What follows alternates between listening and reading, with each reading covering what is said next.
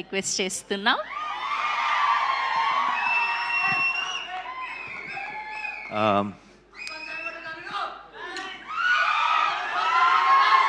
అందరికీ నమస్కారం. And thank you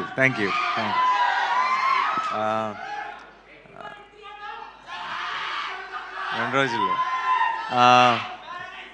అందరికీ నమస్కారం. ఇక్కడికి వచ్చిన మీడియా మిత్రులందరికీ మనం ఆల్రెడీ ఇందాక కలుసుకున్నాం, మళ్ళీ ఇక్కడ కలుసుకుంటున్నాం. చాలా సంతోషంగా ఉంది, ఒకే రోజు 2 సార్లు కలవటం. అండ్ శబ్దం గురించి ఐ డోంట్ నో ఎక్కడి నుంచి స్టార్ట్ చేయాలి. ముందు ఆదితోనే స్టార్ట్ చేస్తా. ఆది నాకు ఎప్పటి నుంచో, అంటే ఆల్మోస్ట్ నిన్ను కోరి టైం నుంచి ఆబ్వియస్లీ ఫ్రెండ్.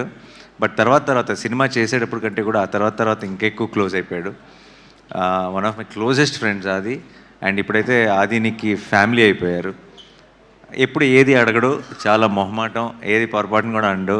ఎప్పుడో ఒకసారి సినిమాని ఒపీనియన్ కోసం ఏదైనా ట్రైలర్ కానీ ఒక టీజర్ కానీ వచ్చినప్పుడు నన్ను కలిసినప్పుడు చూపిస్తాడు ఫోన్లో. అండ్ ఈసారి శబ్దం గురించి చాలా ఎక్కువ చెప్పాడు. అండ్ తను ఫస్ట్ టైం శబ్దం గురించి అడిగాడు నన్ను ఇక్కడికి రమ్మ. ఈరోజు నాకు కోర్ట్ ఈవెంట్ కూడా ఉండింది. అండ్ బట్ దాన్ని ముందుకు పుష్ చేసుకొని ఇది ఎత్తి పరిస్థితిలో మళ్ళీ ఎప్పుడు అడుగుతాడో తెలియదు, అడిగినప్పుడు మాత్రం అవైలబుల్గా ఉండాలని ఈరోజే ఇది ప్లాన్ చేసుకున్నాం. అండ్ తనది ఈ కాన్ఫిడెన్స్ ఏంటి అన్నది నాకు ఆల్రెడీ తెలుసు, తనకి ఎందుకు అంత కాన్ఫిడెంట్గా ఉన్నాడు అనేది. ఈ సినిమా నేను ఆల్రెడీ చూశాను. అండ్ మిగతా ఇక్కడ వాళ్ళందరిలాగే ఐ థింక్ టెక్నికలీ నేను ఈ మధ్యకాలంలో కాదు, చాలా కాలం నుంచి నేను చూసిన ఒక టాప్ నాచ్ ఫిల్మ్. ఎందుకంటే ఎవ్రీ డిపార్ట్మెంట్ అది ట్రైలర్ చూస్తేనే మీకు అర్థమైపోతుంది. కానీ సినిమాకి వెళ్ళి చూసి నేను సర్ప్రైజ్ అయిన విషయాలు చాలా ఉన్నాయి. Especially I don't know if I can say this, but there is one scene in the film where just ఒక టీ కప్పులోకి ఒక మన షుగర్ క్యూబ్ పడితే కూడా అది ఎంత స్కేరీగా ఉంటుంది, అంటే దాంట్లోకి ఒక స్పూన్ పెడితే ఎంత స్కేరీగా ఉంటుంది అన్నది.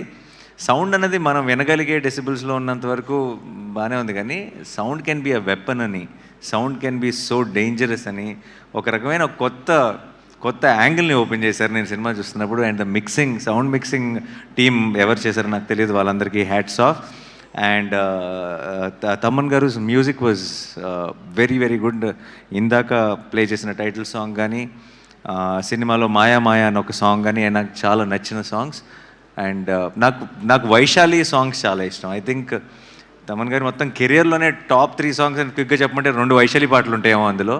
అంత మంచి పాటలు ఆల్బంలో ఉన్న సాంగ్స్ అన్నీ కూడా. అండ్ మళ్ళీ అదే టీం అందరూ కలిసి ఈ సినిమా చేయటం, అండ్ అది వాటర్ మీద, ఇది సౌండ్ మీద, అలాంటి ఒక యూనిక్ ఐడియాని తీసుకొని ఇంత టెక్నికలీ సౌండ్గా ఎన్నో మూమెంట్స్ ఉన్నాయి సినిమాలో, ఎంతో గ్రిప్పింగ్గా తీశారు. పర్ఫార్మెన్సెస్ కానీ, ఆ సెట్ కానీ, ఈ సౌండ్ డిజైన్ కానీ, అరివల్గన్ గారి డైరెక్షన్ కానీ. I'm a big fan of Eeram sir. I really love that film. And Sabdham was on par with it in every which way, technically in every way, and I really loved that experience. And ఇలాంటి ఒక ఐడియాని కన్విన్సింగ్గా చెప్పాలి అంటే చాలా పెద్ద పని, చాలా కష్టం అది. అలాంటిది ఒక మంచి టీం దొరికినప్పుడు మాత్రమే, అందరూ అలాంటి ఒక ఐడియాని నమ్మి కోఆపరేట్ చేసినప్పుడు మాత్రమే అలాంటి ఒక ఐడియా ప్రాణం పోసుకుంటుంది. And Sabdham was brilliant in that way.